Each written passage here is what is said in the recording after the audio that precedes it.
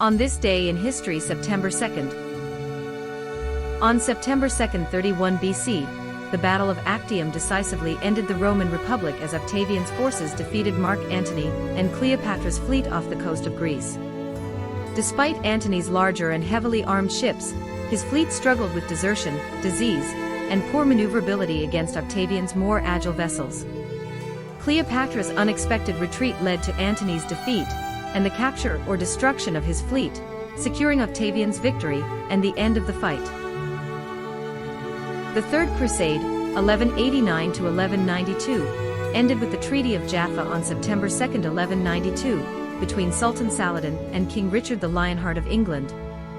The treaty allowed Christian pilgrims access to Jerusalem, which remained under Muslim control, marking a partial success for the Crusaders. Despite capturing Acre and winning the Battle of Arsuf, the Crusaders failed to reclaim Jerusalem due to strategic and leadership challenges. The Great Fire of London, which raged from September 2 to September 6, 1666, destroyed much of central London, including over 13,000 houses and 87 churches. Originating on September 2, 1966, at 2 a.m. in a bakery on Pudding Lane, the blaze spread quickly due to strong winds and the city's wooden buildings. Although the fire left tens of thousands homeless, it resulted in relatively few deaths and prompted major changes in building regulations and urban planning, notably influenced by Sir Christopher Wren.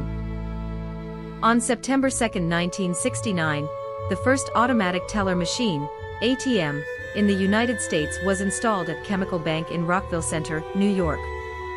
This milestone marked the beginning of a revolution in banking, offering customers a new level of convenience by allowing them to withdraw cash and perform basic banking transactions outside of regular business hours. During the French Revolution's September massacres on September 2, 1792, mobs in Paris brutally killed 3 Roman Catholic bishops, over 200 priests, and numerous prisoners suspected of royalist sympathies. This wave of violence was driven by revolutionary fervor and paranoia, significantly impacting the course of the revolution. Union General William T. Sherman captures and occupy Atlanta, Georgia on September 2, 1864, ending the Atlanta Campaign. The Atlanta Campaign in 1864 was a series of battles in the Western theater of the American Civil War, led by Union General William T. Sherman against Confederate forces under General Joseph E. Johnston and later John Bell Hood.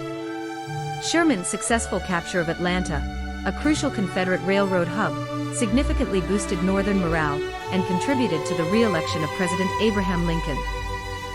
Bing Crosby, the legendary American singer and actor, made his solo radio debut with the program 15 Minutes with Bing Crosby on the CBS network on September 2, 1931.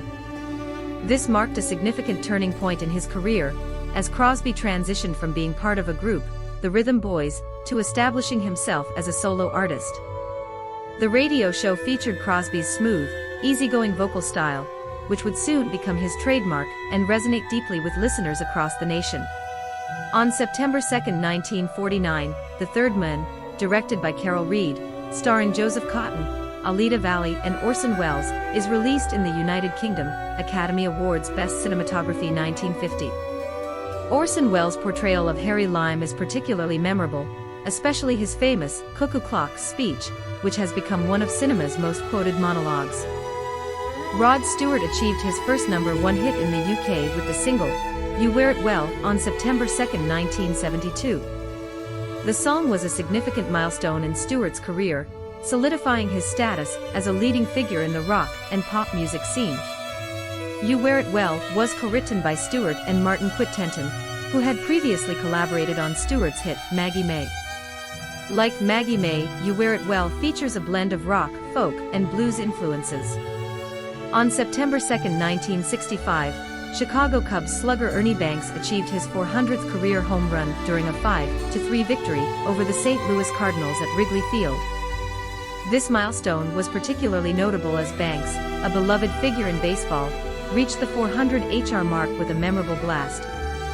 The game was also marked by the fact that the pitcher who gave up Banks' 400th home run, Bob Gibson, had previously allowed Willie Mays to hit his 400th career home run in 1963, linking these significant achievements in baseball history.